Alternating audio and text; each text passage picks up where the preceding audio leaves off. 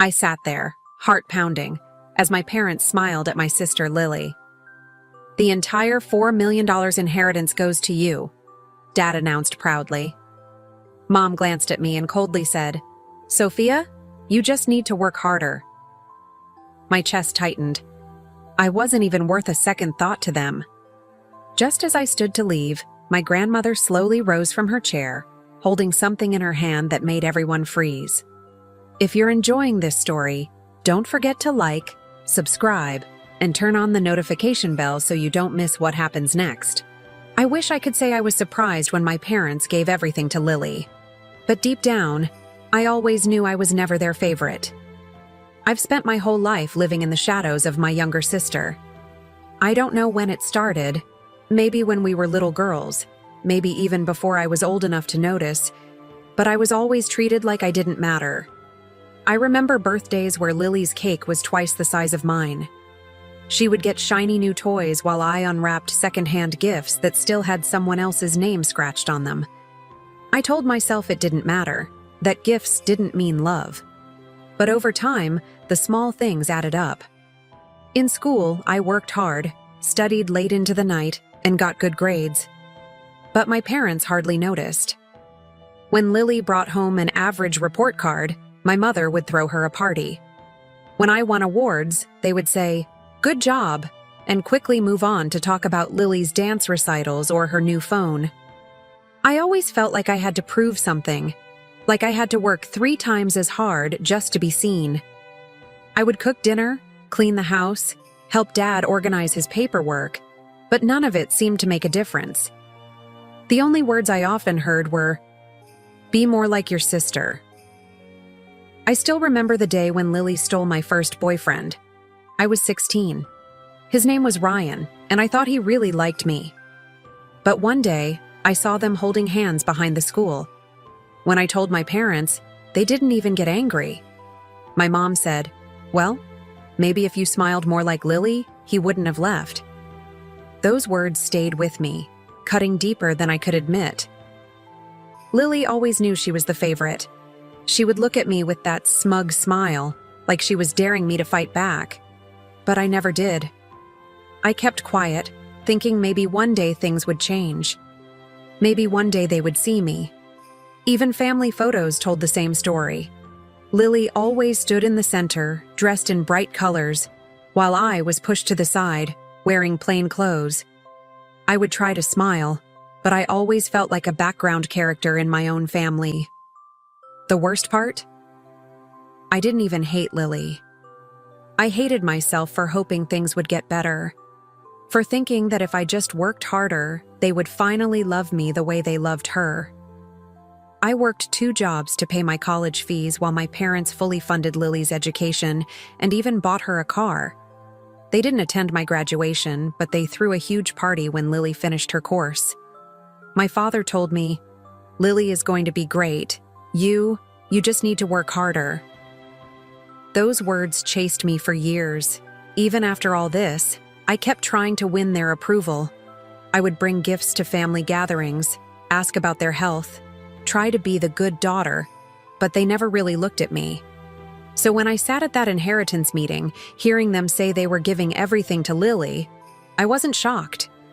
It felt like the final stamp on a life where I never mattered to them. I kept my head low, trying to hold back tears, while Lily smirked, fully enjoying her victory. But just when I thought I would walk out of their lives quietly, something unexpected happened. My grandmother, Margaret, slowly rose from her chair. She's always been quiet, the kind of person who watched everything but rarely spoke. That day, she wasn't quiet. She had something in her hand, a check, that instantly caught everyone's attention.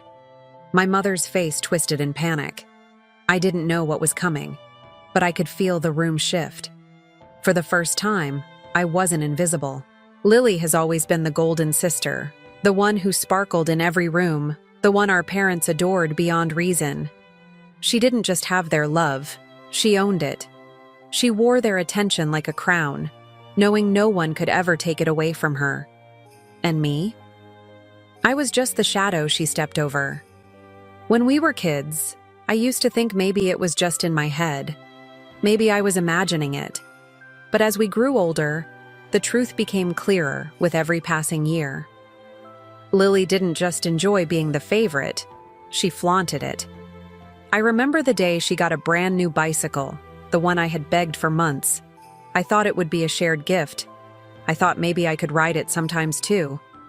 But when it arrived, bright pink with white handles and a silver bell, my mom placed her hand on my shoulder and said, "It's for Lily. You can use your old one." Lily's bike sparkled in the sun. Mine had rusty chains and torn handles. Lily would ride circles around me in the yard, giggling and calling out, "You're too slow, Sophia. Try to keep up." She would always be ahead. She made sure of that. When we got older, things didn't change. They just became more painful. I worked part-time jobs after school to save for a used phone. Lily's was always the latest model, a shiny gift handed to her without question. And boys? They always fell for Lily. I never really minded until the day she stole Ryan. Ryan was the first boy who ever noticed me.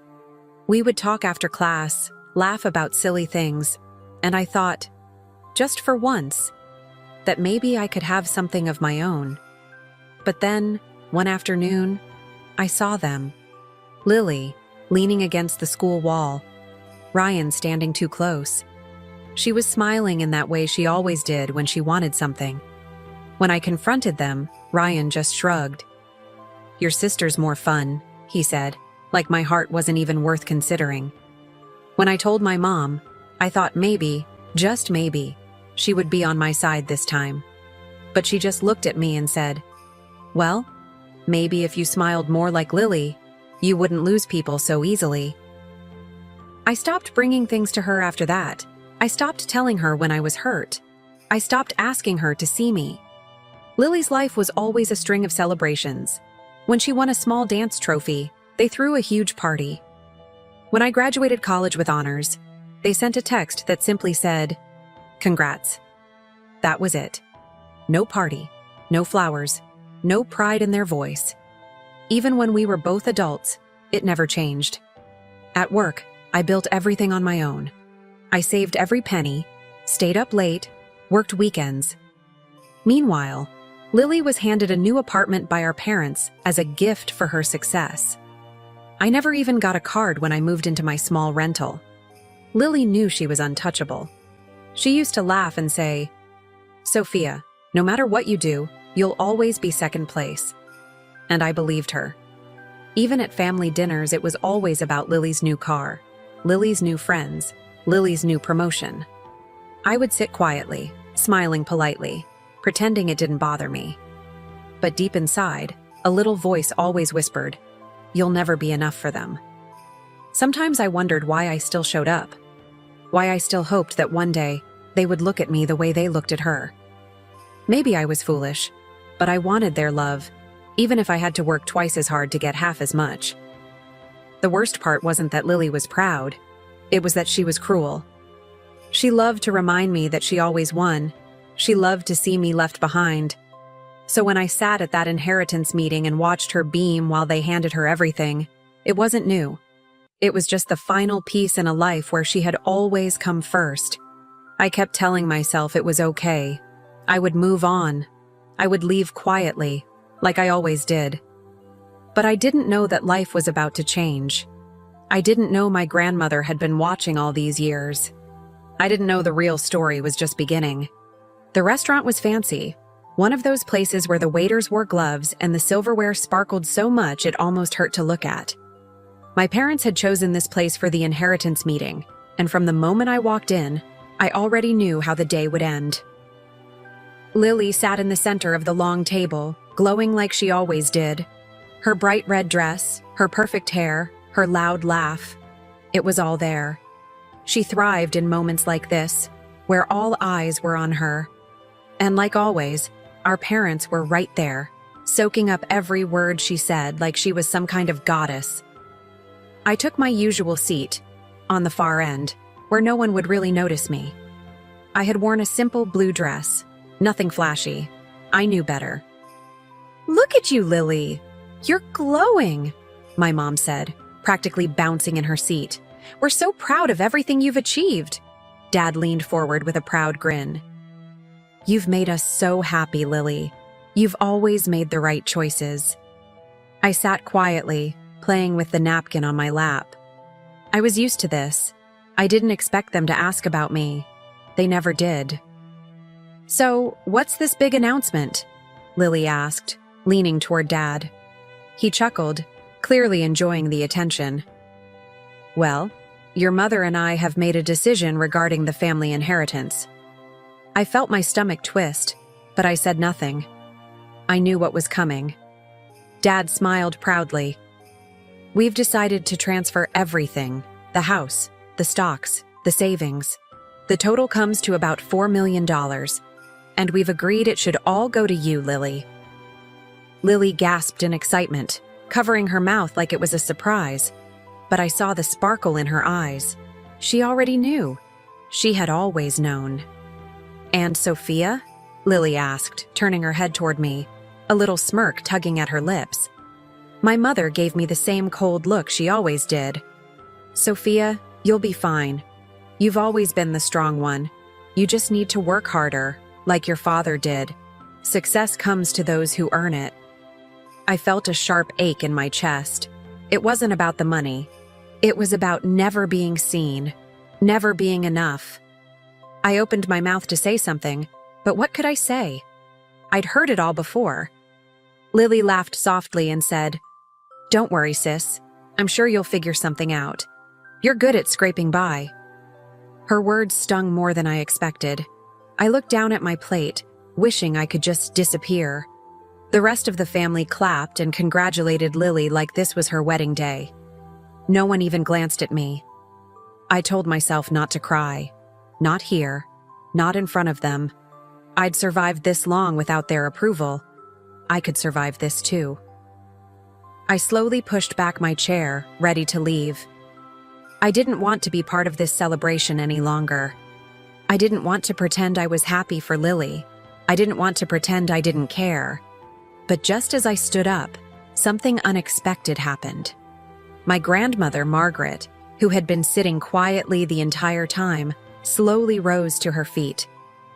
Everyone turned to look at her. Grandma rarely spoke at these gatherings.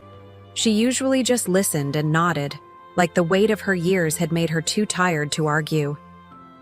But today, there was something different in her eyes. She reached into her small black purse and pulled out a single piece of paper. A check. She didn't say a word at first. Just the sight of that check made my mother's face twist in confusion. Then panic. "What's that, Mother?" Mom asked quickly, her voice sharp, her smile fading. Grandma finally spoke, her voice calm but strong. "This is for Sophia." My heart stopped. "For me?" Before anyone could ask another question, Grandma turned to me and said, "You've worked hard all your life, Sophia. I've watched you. You've always been kind, even when you were ignored. And now, it's your turn." The room went silent. Everyone stared at me. For the first time, they saw me. And in that moment, I knew something big was about to happen. There I was, standing in front of my entire family, holding back tears as my parents handed everything to Lily. Dad's voice echoed in my ears like a sharp sting. "We've decided Lily will receive the entire $4 million inheritance," he said, beaming with pride as if he was announcing something wonderful. Mom smiled warmly at Lily, her eyes glowing with joy. "You've always been our shining star. You deserve this. Sophia, you just need to work harder, that's all." Work harder. Those words hit me like a slap. I've been working hard my whole life. They just never saw it. I thought maybe today would be different. Maybe I would finally matter. But I was wrong. Lily's smile widened as she turned to me. "Don't be upset, Sophia," she said sweetly, though her eyes sparkled with mischief. "You've always been so independent. You'll figure it out. You always do." Her words were a knife covered in honey. Everyone at the table laughed softly as if it were some inside joke. Except me. I stood there, frozen, wanting to say something but finding no words. I wanted to shout, to ask why I was never enough. But what would be the point? They had already decided where I belonged. Even the cousins and distant relatives who had gathered for this so-called family moment avoided my eyes. It was as if my disappointment was too small to matter to them. My father leaned back in his chair, clearly satisfied.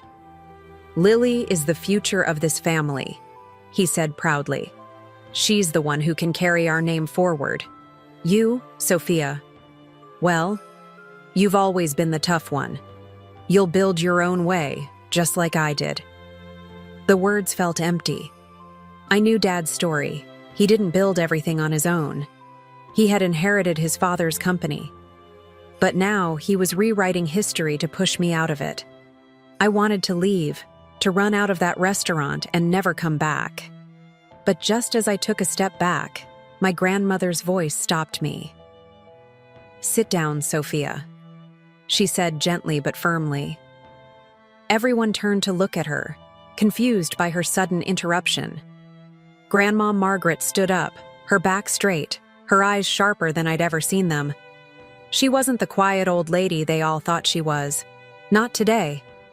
Slowly, she reached into her small black purse and pulled out a folded piece of paper. She placed it carefully on the table in front of me. "This is for you, Sophia," she said calmly. My hands trembled as I picked up the paper and unfolded it. My breath caught. It was a check, but not just any check. It was written out in my name. The amount? $45 million. The room went completely silent. I could hear forks clinking against plates as some family members stared in disbelief. Lily's jaw dropped. "What? Grandma, what are you doing?" But it was my mother's voice that broke the silence, sharp and angry. "You can't do this to me," she shouted, her face twisted in shock.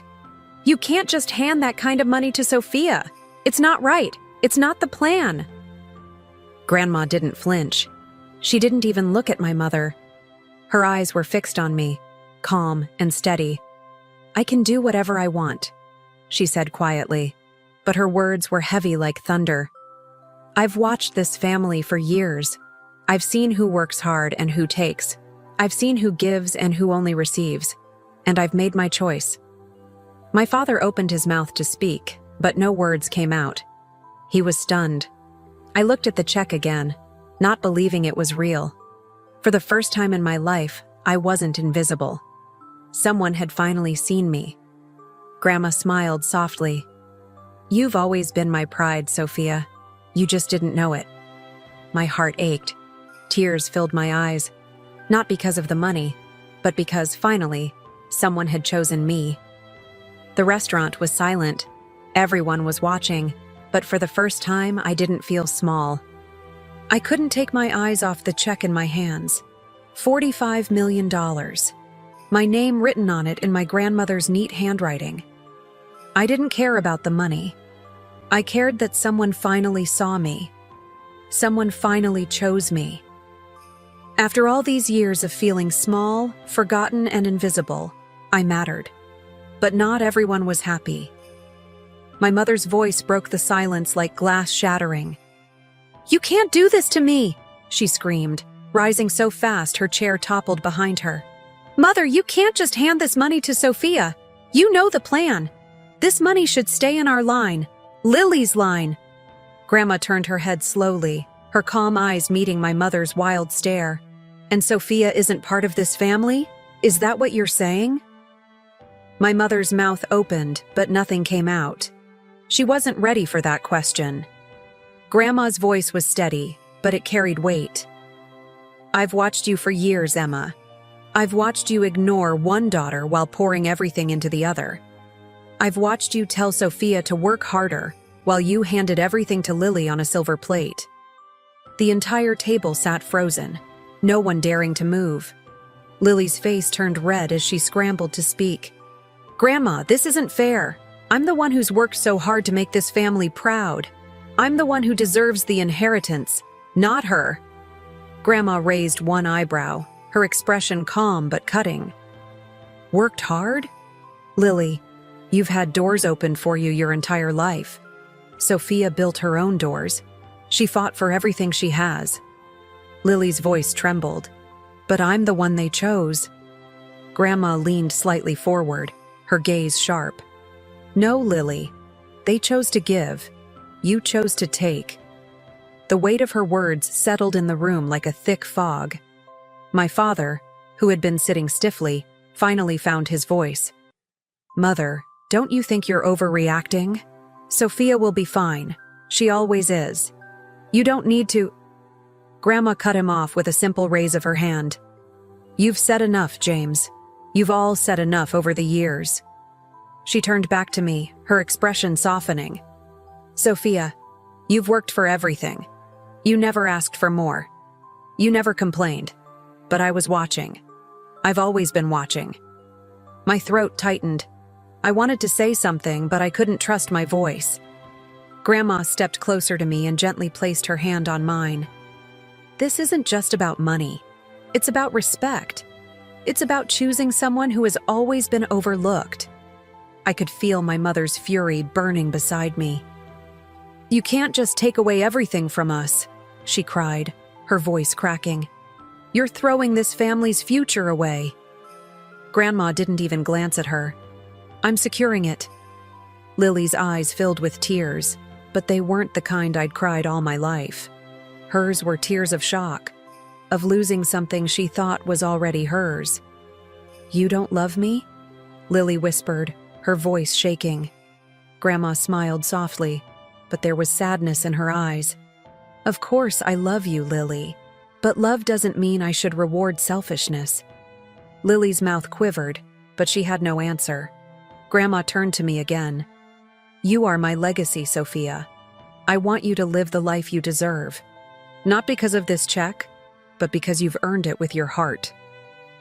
I pressed my lips together, trying to hold back the flood of emotions rising inside me. For so long, I had begged, quietly, silently, to just be seen. And now, I was. The room was still. For the first time, no one had anything to say. I squeezed Grandma's hand gently. Thank you, I whispered. She smiled. Don't thank me. Just live fully. And in that moment, something inside me changed. I wasn't the forgotten daughter anymore. I was Sophia, the one who was finally chosen. I sat there, my hand still wrapped in Grandma's as the silence around us pressed heavier than ever. Everyone looked stunned. My parents were frozen. Lily was still wiping angry tears from her face, and the rest of the family exchanged nervous glances, unsure of where to stand. I had spent my whole life feeling like I didn't belong at this table. And now, suddenly, all eyes were on me. Not as an afterthought, not as the quiet one in the corner. They were looking at me because, for once, I mattered. But I didn't want the attention. I wanted the peace I'd been chasing all my life. Grandma's voice broke the silence again, but this time, it was softer. Sophia, you've always had something your sister didn't. You've had kindness, patience, real strength. I glanced across the table at Lily. She still looked like she couldn't believe what had just happened. Her perfect little world had been shattered in one move. Grandma, please, Lily whispered, trying to hold herself together. I thought I was your favorite. Grandma's face softened, and for a moment, I saw the love she still held for both of us. Lily, I've always loved you. You're my granddaughter. But love doesn't mean I can't see your flaws. You've been handed everything, but you never appreciated it. And your mother, Grandma's gaze shifted to my mom, who stiffened, allowed you to believe the world owed you something. My mom's voice was sharp, desperate. Mother, we've done what's best for this family. Lily is our pride. Sophia, she's always been fine on her own. She needs to be seen. Grandma interrupted, her voice steady but firm. She's needed that her whole life, and none of you gave it to her. It was strange hearing someone else say it out loud. The words I'd whispered to myself for years were now out there, hanging in the air where everyone could hear them. Dad shifted uncomfortably. "Come on, Mother. Sophia knows we love her. We've just neglected her," Grandma finished for him. His mouth snapped shut. I looked down at the check again, the weight of it pressing on me in ways I hadn't expected. I didn't want revenge. I didn't want to throw it in their faces.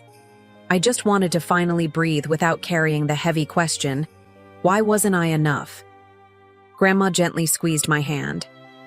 "I didn't give you this to fix the past, Sophia. I gave you this so you can finally live for yourself." I felt tears prickling at the corners of my eyes.